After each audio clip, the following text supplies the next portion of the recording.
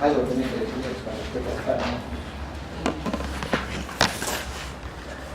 Los 8 ya se los di, así que si han estado atentos no van a tener problemas con esa clase. Ya se les he visto en la ayuda a memoria, así que ya está impresa. Si han grabado, mejor todavía. No creo que tengan problemas. La otra clase, respiren hondo, relájense un poco, es la clase de estreñimiento. La última clase que vamos a tener juntos. Y hablaremos un poquito de este problema, que así como dolor abdominal lo van a ver, pero constantemente en la familia. Y que porque son médicos, los van a consultar. Así que vamos a hacer un pequeño y último esfuerzo por saber qué cosa es el estreñimiento.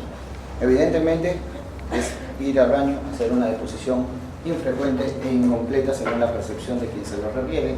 En general, siempre con un aumento de la consistencia. Ya no es blanda, no es suave, sino con mayor esfuerzo al ir al baño, más de lo habitual, ¿no? Es difícil realmente decir qué es lo normal para una persona. Lo normal no es de todos. O sea, no es que de regla todos vamos al baño una sola vez al día. No, señores, cuando ustedes vayan a ver un paciente con estreñimiento, lo principal que tienen que hacer es tratar de establecer cuál es su frecuencia defecatoria. ¿Cuál es para esa persona? Porque hay personas que hacen deposición cada 2 días, pero lo hacen tranquilamente, no causan disconfort, van al baño y hacen lo que tienen que hacer. Punto. Nada más. No hacen otra cosa, pero no sale duro, seco, con disconfort, aumentando el pujo y de repente está con cereza de la torta. Gotitas de sangre que dicen que ha habido sufrimiento del canal anal por ruptura de paquete hemorroidal interno. Hay que hablar de estreñimiento entonces si el intervalo entre las defecaciones llega a ser superior a 3 días. Ese es un primer indicio.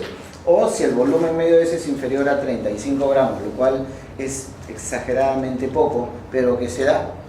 En la práctica, la definición se basa en esa sensación de que no he terminado, pues he ido al baño y tengo la sensación de que todavía está ahí el citosao, que no termino de hacerlo, o en el esfuerzo que tengo que hacer porque yo debería ir al baño y listo, ¿no? Voy, me siento y sale, como dicen los americanos, esta deposición es lovely, ¿no? Es cariñosa, amigable. Entonces la deposición debe ser softly, suave, ¿no? Para que eso sea así, hay muchas cosas que hacer. Puede alterar nuestro carácter, puede alterar nuestra predisposición en ese momento a trabajar, a hacer nuestras cosas, porque tengo una sensación que no me deja vivir tranquilo. Recuerden entonces que el colon tiene 2 funciones principales. Una, absorber el agua, y 2, fermentar la celulosa. Absorber el agua significa de que yo estoy tomando suficiente líquido porque mi órgano absorbible, el que me absorbe el agua, es el colon, y es el que me va a llevar el agua para todas las funciones, porque me están viendo, porque hay humor vitro, humor acuoso. ¿Quién renueva eso? A través del líquido que consumimos, porque tenemos conductos semicirculares que tienen líquido, también porque todas las características metabólicas del cerebro también necesitan de agua para intermediar en las reacciones metabólicas. Todo necesita agua. El riñón para filtrar los tóxicos, y para la respiración necesitamos líquido con sangre, para transportarlos, para las enzimas, para la bilis, para todo. Entonces el organismo, ¿qué hace? Del agua que ustedes toman, chupa todo, todo. Y no le interesa un pito si es que queda agua para formar la deposición. En verdad, la deposición es lo último que le importa al organismo mientras chupe todo lo que necesita para sus funciones. Y lo que hacen la gente es darle la menor cantidad de líquido a su cuerpo. Eso, un poco más. Eso es lo que se tiene que hacer, tomar la suficiente cantidad de líquido para ir al baño. Lo otro es la fermentación de la celulosa, porque la fermentación me va a dar una serie de características. Si bien tenemos una serie de bacterias, una serie de especies en la flora, hay bacterias que tienen ciertas características, como los lactobacilos, que nos permiten una buena digestión de carbohidratos, disacáridos y demás, y otros que tienen buena cantidad de enzimas proteolíticas que nos permiten la digestión de proteínas. Qué importante es tener una buena cantidad de líquido dentro del organismo, un buen tipo de alimento y sobre todo una buena cantidad de fibra soluble que no le damos al organismo. Fibra soluble que es tan importante para poder fermentarse a nivel del colon, que es el lugar donde la flora bacteriana agarra la fibra que consumen para tratar de fermentarla, porque no la digiere. tendría que tener alguna enzima que me dijera la celulosa que es un elemento estructural de la fibra.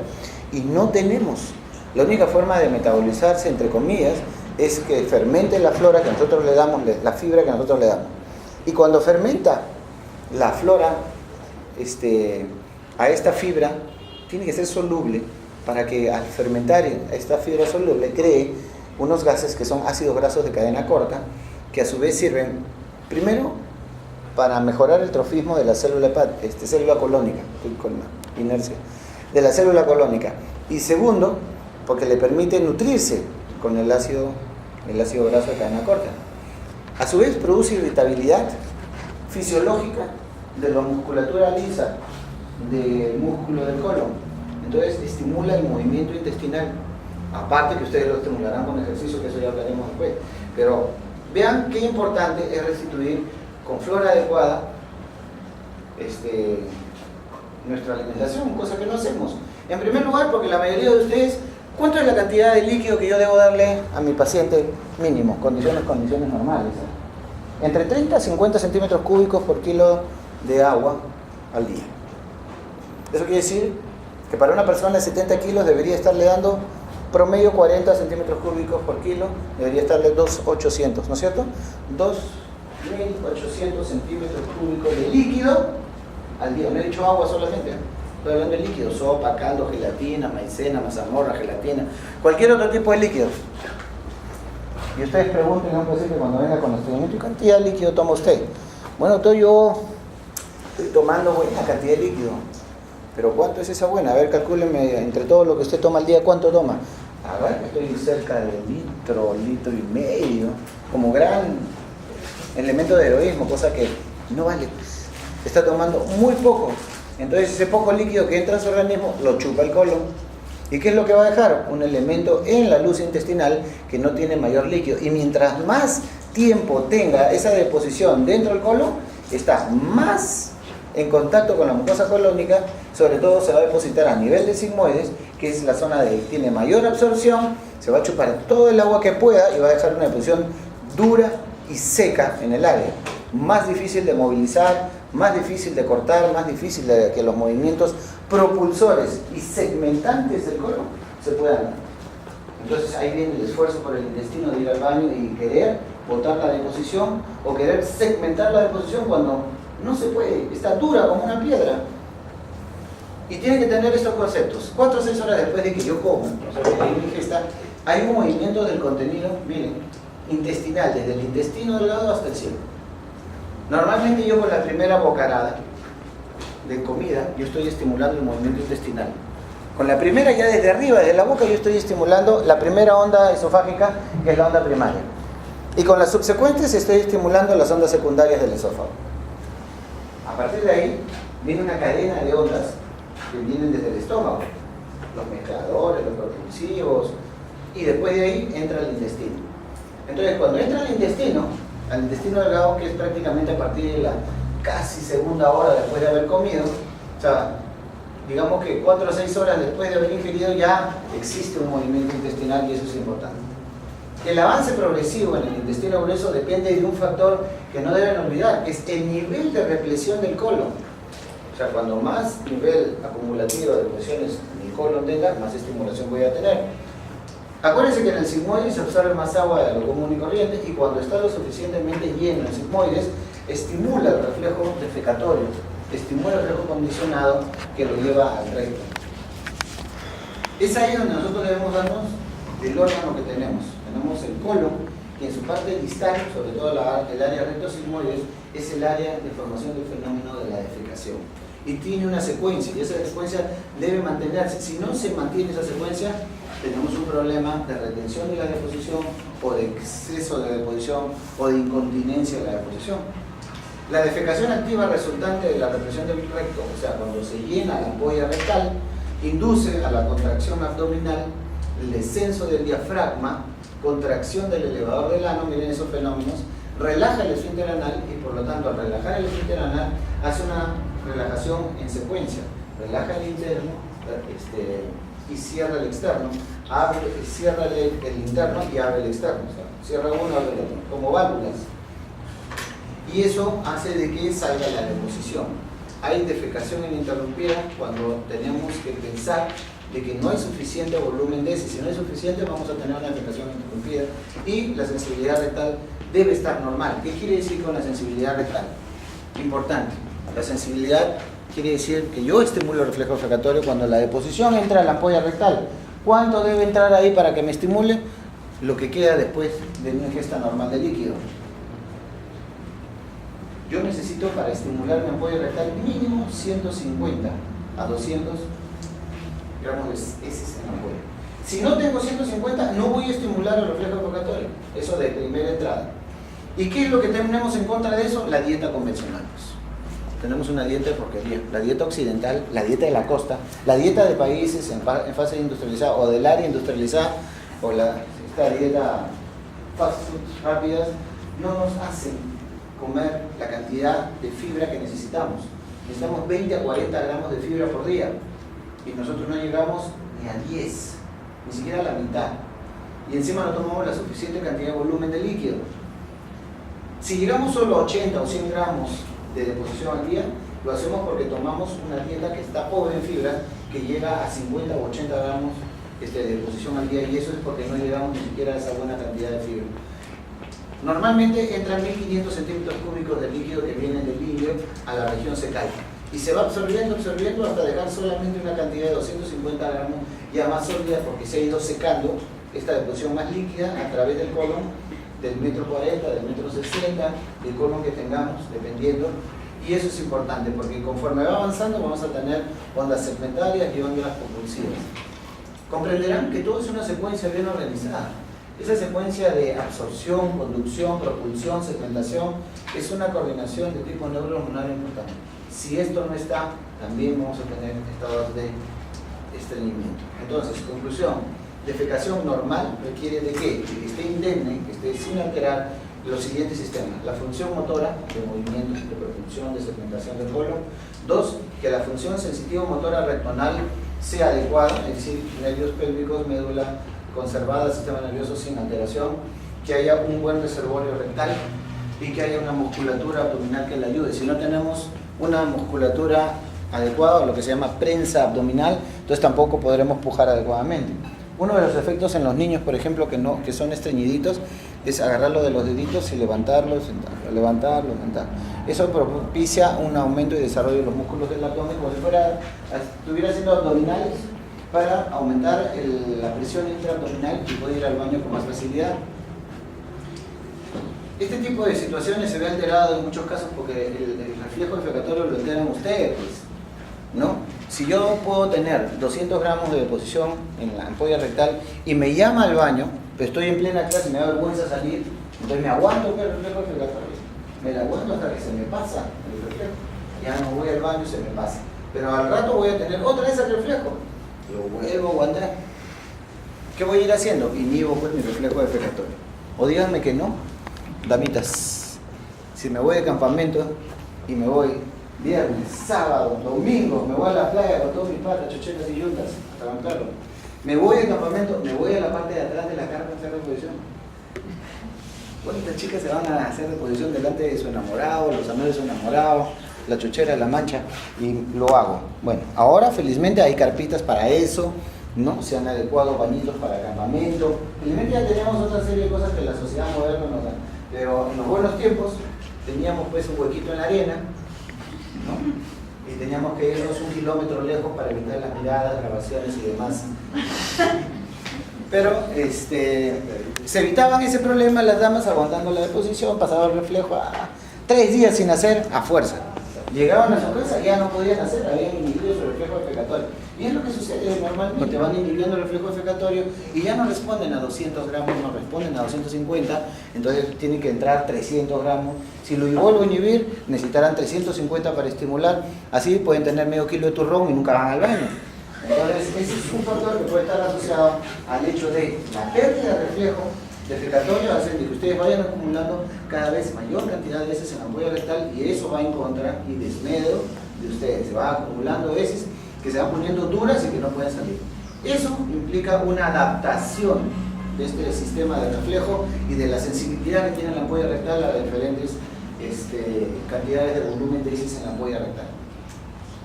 Esto es lo que sucede fisiológicamente en la deposición. Miren la cantidad de tendones, músculos y órganos involucrados en la deposición. Porque siempre hay un estado de mantenimiento por el músculo puborectal, porque en su contracción está jalando y creando un ángulo un poco agudo entre lo que es el recto y lo que es el sigmoides. Cuando se produce el reflejo defecatorio se relaja y el ángulo que era agudo se hace más obtuso y permite el paso de la deposición a través del sigmoides a la ampolla rectal. Y una vez que está en la ampolla rectal ya se produce otra relajación muscular como la del esfínter anal interno. Ya existe una serie de fenómenos, pero esta serie de fenómenos que va uno tras otro de manera secuencial puede alterarse con mucha facilidad. Es lo que les estaba diciendo, este ángulo se pierde y cuando se pierde este ángulo permite el paso de la deposición del sigmoides a la ampolla rectal. Si este músculo no funciona adecuadamente podría haber hasta incontinencia rectal y si este se mantiene pues tenemos un problema porque vamos a tener retención de la deposición. Conclusión, hay todo un mecanismo de deposición el cual tiene que estar indemne desde la distensión rectal, que depende de una percepción consciente de que tengo y me da ganas de ir al baño, hasta la relajación del esfínter anal interno, lo cual puede llegar a producirse en muchos, y que si estoy en ciertas condiciones, estoy en pleno examen de la universidad, no me puedo levantar para ir al baño, estoy dando un examen y no me puedo parar, tengo que inhibirlo. Y el inhibirlo significa que yo pueda estimular un reflejo vagal. Y al estimular el reflejo vagal, ¿cuántos han querido ir al baño y no lo pueden hacer o no han querido hacerlo y tienen sudoración profusa, sensación de desmayo, ¿no? Náuseas? Y si se dejan llevar, caballero, nomás se vino. Porque hay relajación de esfínter. El reflejo vagal puede producir hipotensión, sudoración profusa y por último, tanto aguantan el reflejo que los desmaya. Los desmaya. Si lo aguantan mucho, lo puede desmayar. Así que tengan cuidado con esta percepción, porque si yo tengo esta percepción, mejor vayan al baño. Párense, vayan, hagan. O si van a dar el examen, vayan con su bolsa colectora, pues no hay otra, ¿no? Tenemos toda una serie de fenómenos, pues, ¿no? Una serie de fenómenos que se producen por la contracción del esfínter anal externo y el músculo puborectal. Si hay contracción, hay mantenimiento de la deposición y por lo tanto desaparece la urgencia de ir al baño. No sigue cayendo deposición a la ampolla. La relajación puborectal, aumento de la presión abdominal, son dos factores. Relaja la musculatura del puborectal y más bien aumenta la presión abdominal, relaja el esfínter anal externo y sale la deposición. Fenómenos que van surgiendo. En el intestino distal, o sea, en el recto sigmoides, hay mayor reabsorción de agua. Eso ya lo saben, porque si no hay buena reabsorción de agua, acuérdense, no vamos a cumplir con otras funciones. Pero es en esta zona donde hay más un enlentecimiento de la velocidad de conducción de la deposición, justamente para eso, para ayudarlo a reabsorber el agua que se necesita. En todo caso, siendo más lento el tránsito y más contacto de las heces con la mucosa y se produce más fenómeno de la absorción. Entonces puede llegar a haber, si no es suficiente líquido o fibra, un endurecimiento fecal. Si eso sucede, va a haber una defecación dolorosa. Si me duele para ir al baño, me inhibo, pues, conscientemente me inhibo. No quiero ir al baño porque me duele, pues, no quiero. Trato de que ese fenómeno no se repita tanto. Si yo tengo distensión rectal, dependiendo del nivel de distensión, mayor distensión, mayor ganas de estimulación a los presos receptores que le dicen al sistema neurovegetativo, oye, esto es compatible, no abre la puerta porque se escapa el canario y ya no doy. Entonces, esto hace de que todas estas condiciones hagan que uno haga consciente la deposición hasta cierto punto. Hasta cierto punto. Yo puedo hacerlo hasta cierto punto. ¿Cuáles son los criterios de Roma 4? Famosos cacólogos de la especialidad se reúnen evidentemente para estudiar cómo se hizo la deposición, cómo sale, cómo entra, cómo no, y estudian cuáles serían los criterios que tendrían los pacientes con ciertas alteraciones justamente para ser considerados como estreñidos. Entonces tenemos presencia de 2 o más de estos criterios por al menos 3 meses en los últimos 6 meses. Cuando ustedes le preguntan al paciente, ¿y qué siente? Ustedes van preguntándole, ¿tiene más de 3 o menos de 3 defecaciones por semana? ¿Hace mucho esfuerzo para hacer la deposición? ¿En cuántos casos? ¿De cuántos a la semana? ¿Hace heces duras? ¿Hace heces pequeñas? ¿Hacen heces como caprinas que se le llaman porque son como la del cabro? Estoy hablando del animal. Y son deposiciones redonditas, chiquitas, ¿no? Entonces, en más del 25% hay sensación de evacuación incompleta. O sea, termina la deposición y él siente que no he terminado. Yo siento que no he terminado. Sensación de obstrucción. En algún momento está haciendo la deposición y no sale más. Siente que se le bloqueó y no puede hacer. Y eso le lleva al segundo ítem, que es hacer algún tipo de maniobra digital. Entonces, por lo común ya tienen su guantecito, su glicerina lista para que en el caso de que sientan esta percepción, hagan su autodigitación y autoextracción de la deposición que está ahí dura como una piedra. No se imaginan qué dura puede estar. A tanto llega el aburrimiento de los cacólogos del mundo que hicieron una clasificación justamente de eso, ¿no? Y la clasificación de la deposición básicamente tiene una característica y una razón de ser. Esta es la clasificación del Bristol. Y la clasificación del Bristol tiene una interpretación, ¿no? Estas son las heces caprinas, son bolitas. Y esto se debe porque hay una pobre segmentación, hay espasticidad marcada sobre la deposición y segmentan rápidamente las heces. Es mayor tendencia al estreñimiento, duras de pasar. Son bolitas que se van hipersegmentando y que van saliendo a través de la ampolla rectal así. Son bolitas. En cambio, cuando estas bolitas están unidas y forman una masita, son del tipo 2. Cuando estas bolitas ya comienzan a desaparecer y casi no se notan, y tienen este fenómeno de que se van borrando, ya son del tipo 3. El tipo 4 ya son las más lovelies, ¿no? Las más softlies, son básicamente la deposición normal y convencional, la que todos usamos. Ya cuando entramos al tipo 5 ya estamos hablando de que se va aguando la situación, ¿no? Ya la deposición se fragmenta, aún siendo formadita se va fragmentando, luego tenemos pastositas, así como la mazamorra, el yogur, ¿no? Igualito, tiene esa consistencia, y ya las líquidas, ¿no? Enteramente líquidas, las puramente líquidas, que son las Bristol 7. Entonces a veces uno tiene una cartilla en la mano y le muestra al paciente que es este señor y dice, ¿cuál de estas tiene usted? ¿O cuántas de estas tiene? Entonces él va señalando y va poniéndoles en una cartilla, cuando ellos se lo llevan, cuántas veces ha hecho acá, cuántas veces está acá, porque en un intestino irritable puede estar variando de este a esto, ¿no? Y eso lo varía de un día a otro. Es más, en el mismo día empieza en la mañana así y termina así. Son variabilidades.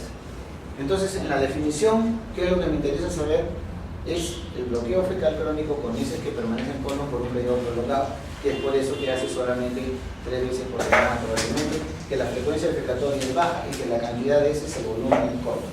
La defecación al final de cuentas, acuérdense, es difícil, irregular, y menor. Entonces ya con eso, ¿qué más pueden pedir? Ya tienen una definición de lo que es el estreñimiento. Sin embargo, el estreñimiento tiene un círculo vicioso que no deben olvidar. Estreñimiento, dolor, laxantes, distensión. Eso está de cajón cuando comienzan a tomar laxantes. La peor alternativa es llegar a laxantes. Hay que tratar de corregir, el estreñimiento sin llegar a esto. Una vez que vamos a los laxantes, hay que acostumbrarse a hacer una deposición en base a alternativas naturales. El tipo de dieta, fibra extra, cantidad de líquido, ejercicios, que va a hacer de que el paciente haga una deposición con el tiempo mucho mejor y más fisiológica. Eso es importante porque estamos actuando de mala manera cuando estamos haciendo lo contrario. Al laxante crea una situación rápida. O sea, yo puedo hacer que vaya al baño, sí, si le doy laxante, pues, pero se va a acostumbrar porque él va a ver un beneficio rápido. El hacer un beneficio rápido al paciente, a menos que se sienta con tanto disconfort, pero él lo utiliza de forma diaria. Entonces ustedes van a ver un paciente que normalmente utilizaba 3 gotitas de Dibrolax y de repente le dice a una doctora, a mí las 3 gotitas ya no me hacían efecto, subía a 5, de 5 subió a 7, después hizo 10, después 15, después todo el gotero y no iba al baño. Entonces comenzó con las tabletitas, una tabletita, 2 tabletitas, 3, y no va al baño. Y es que el colon, como cualquiera de nosotros, se vuelve drogadicto, ¿no? Se acostumbra a la sustancia, no responde al estímulo del laxante, y eso sería un caos. Entonces, cuando ustedes agarran al primer paciente, nosotros vemos el paciente que ha pasado por 3, 4, 5 manos, ya 5 especialistas lo vieron y dicen, doctor, nadie me da resultado. Claro, nadie le da resolución al problema, porque ya tomó laxantes, está acostumbrado al uso de laxantes, y cuando ustedes le dicen que tenga paciencia porque tienen que utilizar dieta, fibra, ejercicios y demás, no le gusta, La gente no le gusta esperar y tomar las consideraciones del caso. ¿Cuáles son las causas entonces de todo lo que acabamos de conversar? Hay situaciones exógenas o situacionales, estamos hablando de las condiciones ambientales, de la dieta, del estrés, de la vida sedentaria, de la postración, porque todas esas llevan a un comportamiento diferente. Los fármacos tipo opiáceos, analgésicos, anticolinérgicos, antiácidos, antidepresivos, todos ellos, así como tranquilizan el sistema neurovegetativo, tranquilizan el intestino. Y en lugar de activarlo y provocar hipersegmentación o movimiento, no lo hacen. El estreñimiento por tránsito lento es una patología en sí primaria, no es secundaria de, sino que hay una enteroparesia y se da bajo ciertas condiciones. Entre ellas hay condiciones orgánicas y psicosomáticas, pero una de las condiciones orgánicas para hacer una enteroparesia o gastroparesia, por ejemplo, es la diabetes. Se produce neuropatía diabética y puede producir estreñimiento como diarrea. Condiciones como el hipotiroidismo hace mayor tendencia al estreñimiento. Igual el hiperpara o los estados psiquiátricos de tipo depresivo, demencia, que tienden a ser más estreñimiento porque están inactivos, son sedentarios, paran sentados, no están motivados, no salen a hacer ejercicio, no quieren salir a correr, ¿no? A diferencia de los maníacos, ¿no? Un maníaco que comience a correr es como Forrest Gump, ¿no? Entonces, quiere salir a correr constantemente, eso es bueno, eso es bueno. Pacientes con parálisis, secuela de ACV o hipertensión mal controlada, que haciendo ejercicio se descontrole más. Las lesiones anorrectales como fisura, prolapso, demás, porque una fisura, basta que tenga una fisurita pequeña, un huequito que puede ser la cabeza de un alfiler, duele como no tiene una idea. Y si es profundo y agarra el esfínter interno, el músculo nada más, un toque, no se imaginan el dolor que produce cuando van al baño. Que no se produce cuando está cerradito, contraído, pero cuando tienen que relajarlo para ir al baño y dejar salir la deposición, el dolor que crea después es intenso. Entonces no quieren ir al baño, se estreñen por dolor, no quieren defecar. Es solamente ese fenómeno y están con problemas. Envenenamiento por plomo, arsénico y mercurio son situaciones que también están descritas como que producen estreñimiento, pero acá en la sierra de nosotros, sobre todo en la Doya, que tenemos una gran cantidad de plomo y mercurio, y sobre todo plomo, ¿no?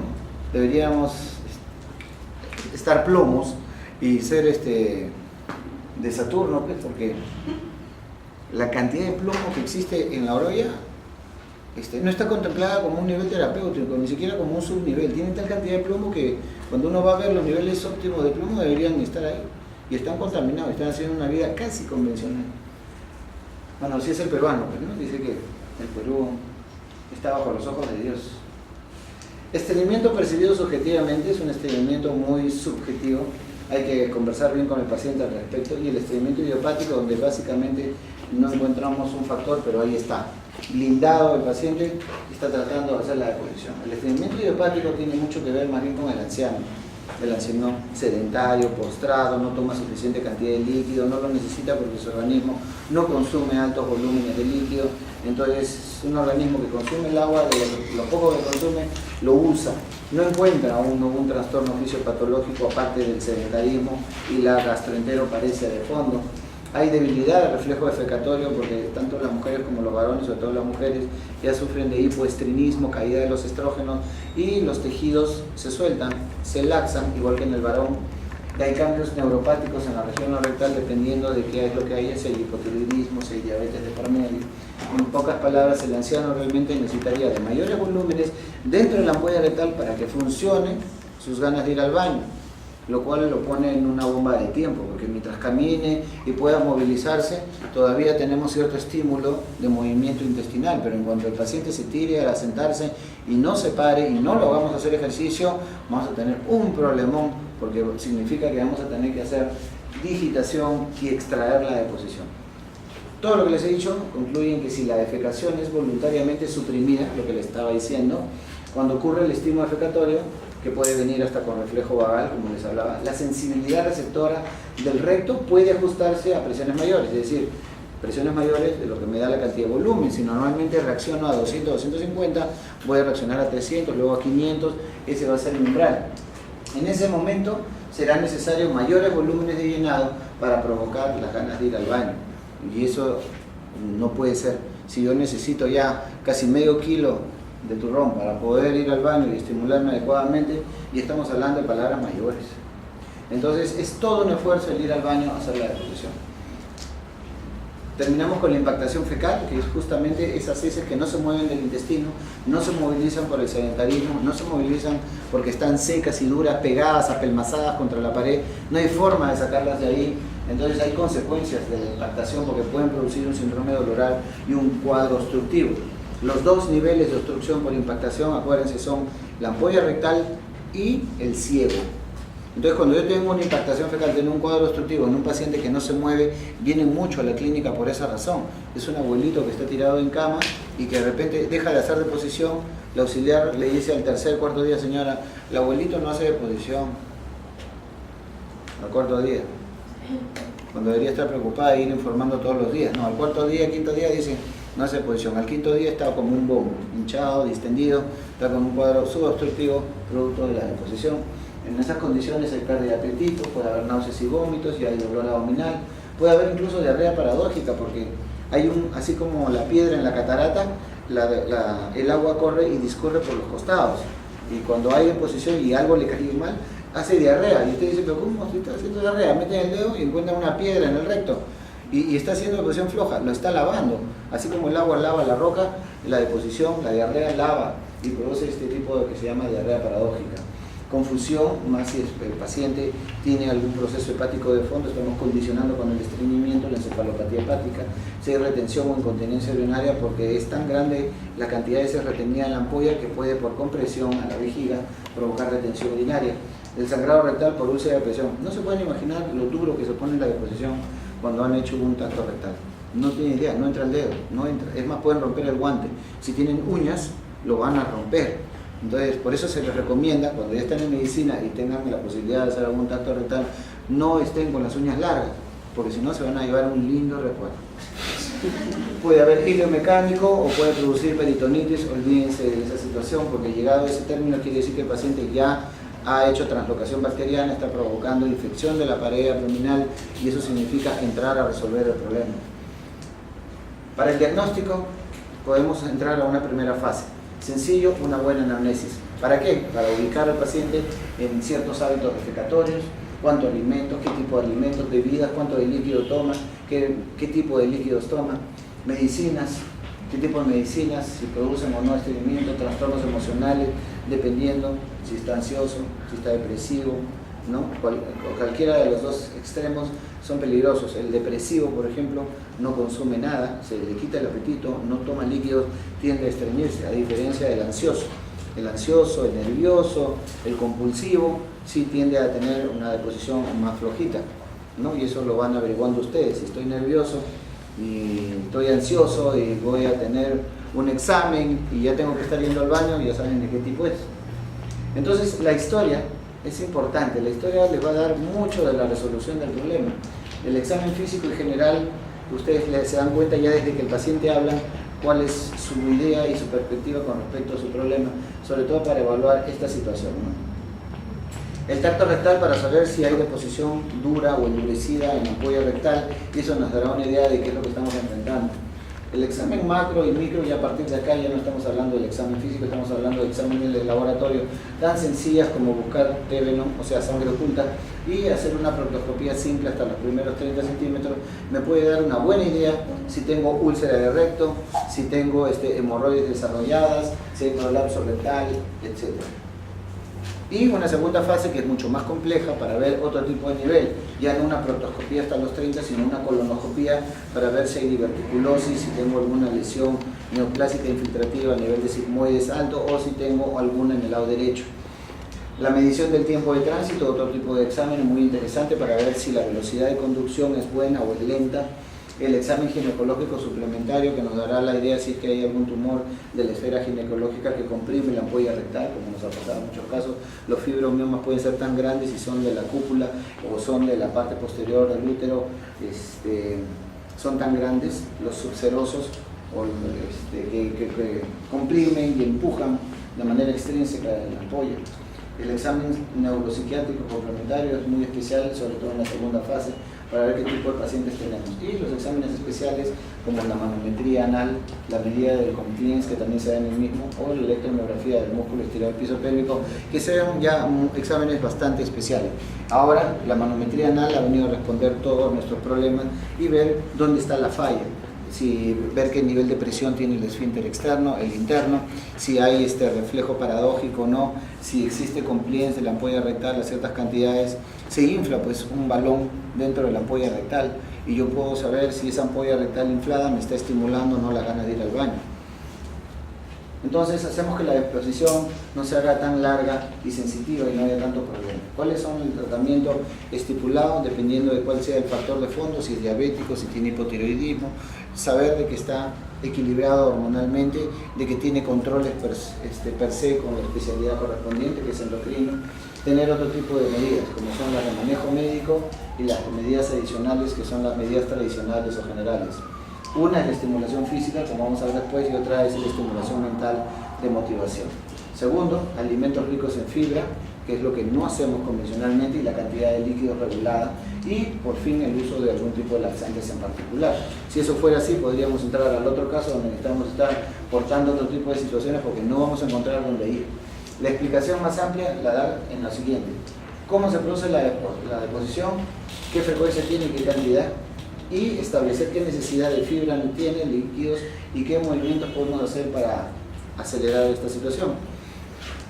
Las interferencias, como los compromisos sociales, o sea, estoy en tratamiento recién de una persona que está tomando fibra, que está tomando líquido, que está haciendo ejercicio y de repente dice: doctor, me voy de campamento 4 días, Semana Santa, y se va jueves, viernes, sábado y domingo. Me está interfiriendo con el tratamiento, porque esa persona fijo se va de viaje, se va de campamento, ¿dónde se irá? La cosa es que no va a hacer reposición, se va a aguantar, se va a frenar y me va a frenar el avance de lo que sería la ingesta de fibra y líquidos. Los movimientos que activan los músculos abdominales, es decir, si el paciente es sedentario o es activo. El que es más activo es el que menos problemas tiene. Y eso se da, ¿saben cómo? Porque cuando uno es activo y se fractura o tiene algún esguince y le ponen yeso, le dicen descansa 15, 20 días. Y vean cómo se estriñen. No van al baño. ¿No? Al toque se dan cuenta ustedes de que el ejercicio les condiciona el movimiento intestinal. Cuando no hacen actividad física y encima tienen un yeso porque tuvieron una lesión de partes blandas, fritos.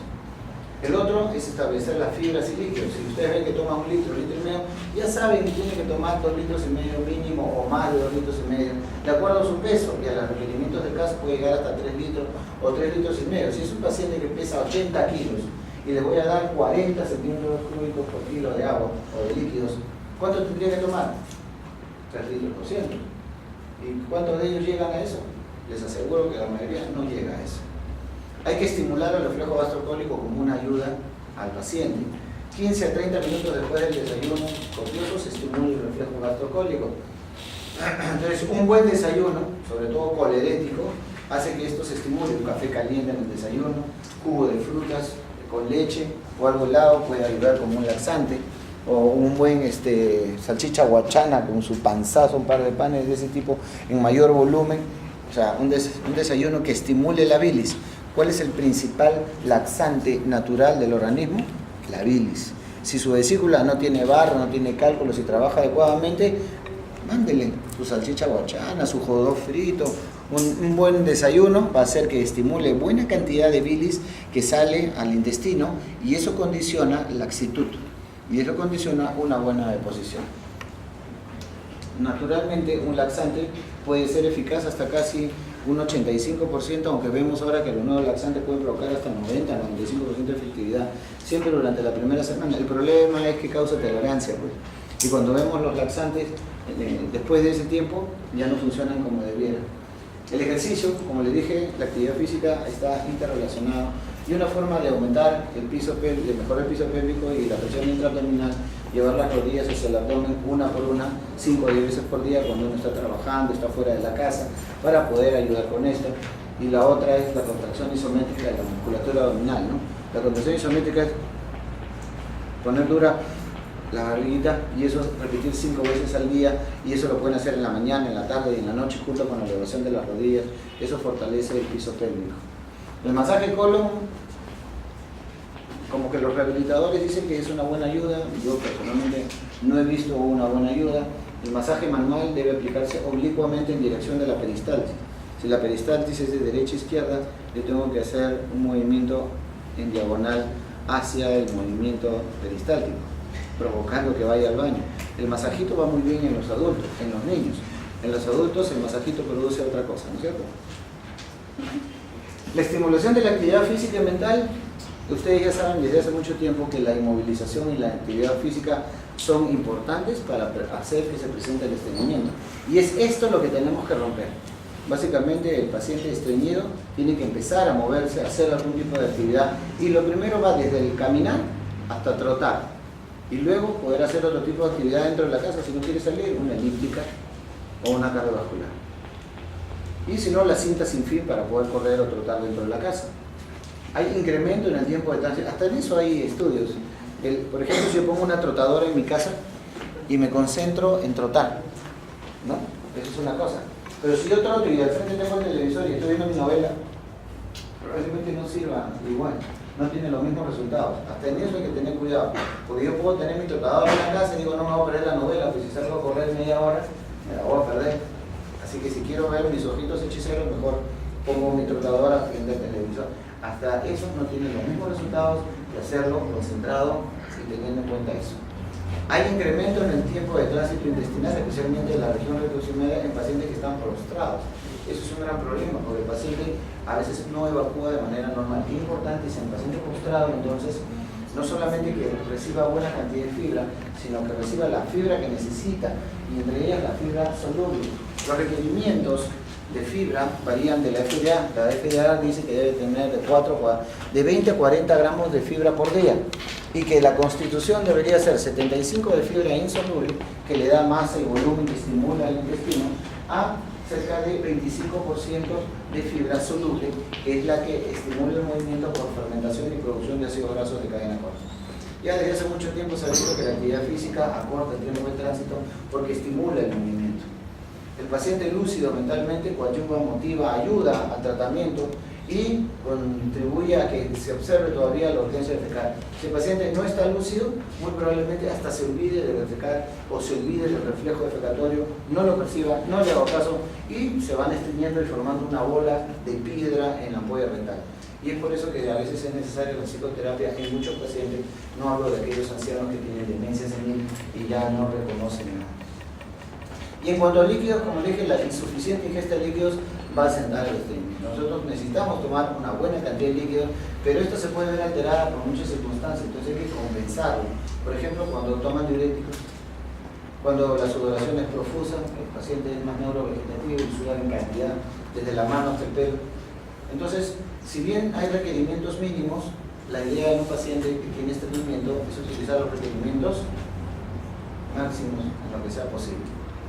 Entonces la fibra se constituye en un buen elemento de estimulación, de proporcionador de fibra soluble y de fibra insoluble suficiente y adecuada para ir al baño. Es por eso que la fibra depende mucho de las ganas del paciente de tomarla. Incluye la motivación y cómo se está moviendo el colon para que la fibra funcione. La fibra no es laxante, la fibra forma la deposición. Una buena fibra soluble incrementa hasta en 10 veces el volumen de la deposición. Solo el incrementar el volumen aumenta la distensión colónica y favorece la estimulación de la motilidad colónica. Solo por ahí. Si aparte sigue fermentándose la parte soluble de la fibra, produce más ácidos grasos de cadena corta, sobre todo el butirato, que irrita la musculatura y produce movimiento. Entonces, entre volumen, masa y estimulación, se produce una buena deposición, lo cual es importante cuando se consume fibra. Si hablamos ya de laxantes, hablamos de aquellos que incrementan el volumen y tenemos varios, desde el sabado de trigo, que es el que conseguimos en el chino de la esquina, el fino, el grueso. Mientras más grueso mejor, mientras más fino menos funciona cumple. Las semillas de lino, tenemos el planta bovata, el spagula hash, que es lo mismo, solamente que el planta bovata ha demostrado que es muy útil tanto sus semillas como la cáscara, y entonces cada uno de ellos tiene su diferente composición. Increíble, la semilla tiene más fibra insoluble que soluble, y la spagula hash, que es lo que se conoce como la cáscara de la semilla, es al revés. tiene más soluble, 85% de fibra soluble y 25% de fibra insoluble. Entonces yo tengo que saber qué le voy a dar a mi paciente dependiendo de lo que le falte. De repente, pero doctor, yo tomo líquido, yo tomo agua, pero no tomo mayor fibra. Es chatarrera, ¿no? Está comiendo hamburguesas, papas fritas, helados, pero no come suficiente cantidad de fibra. Entonces yo sí, todos los días como mi plato de ensalada, doctor, y no voy al baño. El plato de ensalada no tiene más de 5 gramos de fibra y necesitamos 20 mínimo. ¿Cuánto me da una pera en fibra solamente por una pieza de pera? Una pera me da 4 gramos, o sea, tendría que consumirme por lo menos 5 peras para tener los 20 gramos que yo necesito siquiera de fibra.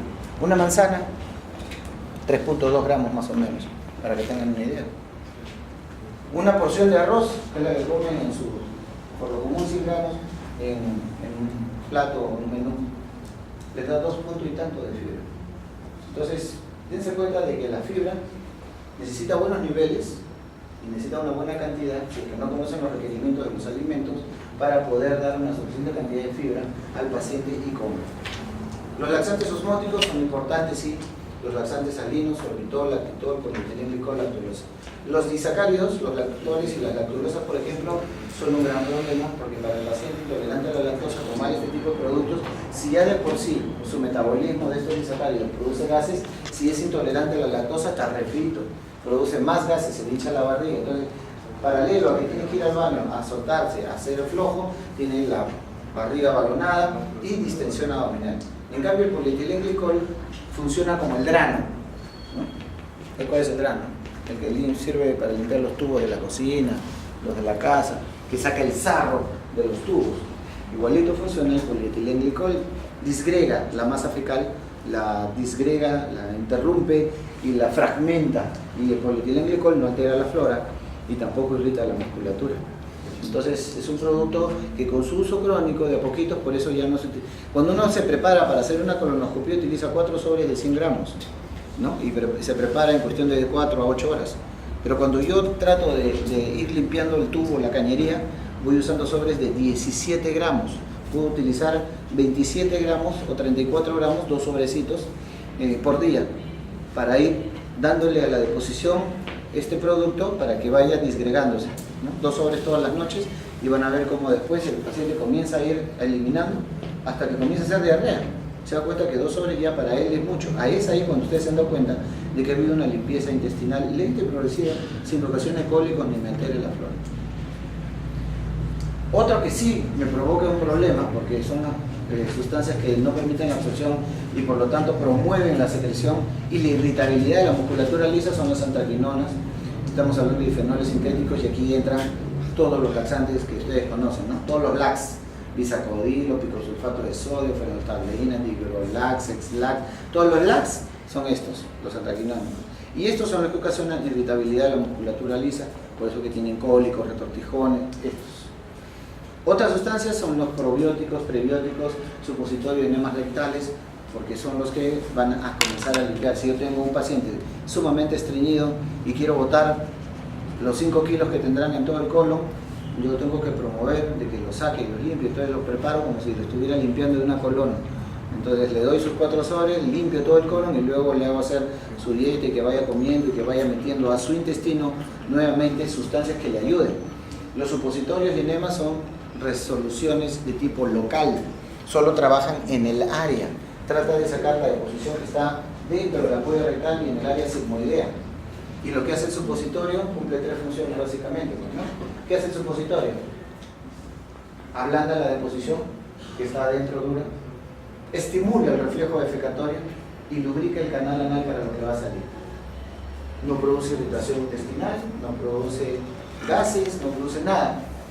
Lo que pasa es que mucha gente le tiene cólera al supositorio, porque dice que según Freud puede ocasionar fijaciones de tipo anal y que los niños que van a recibir este tipo de tratamiento pueden lograr su vida mental, psicológica, además, una serie de excusas al respecto.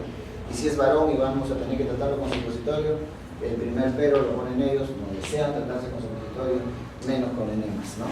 Prefieren todo por la boca. Si es todo por la boca, es lo más natural que se puede. Existen nuevas terapias como la neurotrofina 3 y el lubiprostone. El lubiprostone más desarrollado de tipo comercial. Hay la biorretroalimentación, que es para mejorar la fuerza muscular del área, mejorar el piso pélvico, mejorar la contractura del tubo coxígeo, que mantenga bien el ángulo agudo, que trabaje mejor. Y el quirúrgico, donde ya tenemos una inercia colónica, básicamente el colon ya no responde, no hay mayor movimiento, solo retiene la deposición, y ahí en muchos casos hay que sacar el colon porque no hay forma de hacerlo moverse o de estimular. Hay otras alteraciones que pueden entrar a cirugía, como el prolapso rectal, que me arregla el problema, o corregir las fisuras, o fenómenos de itosuscepción dentro del colon que me ayuden a mejorar el estreñimiento. No conviertan el baño en una zona de lectura, y como diríamos actualmente, no lleven iPad, no lleven teléfono, no vean Netflix en el baño, no se tiren todo el capítulo de 20 minutos en el baño, haciendo deposición, ¿no? O grabaron el capítulo de la novela que no vieron, y sentados, ya están sentados, ya hicieron lo que tenían que hacer, pero siguen sentados.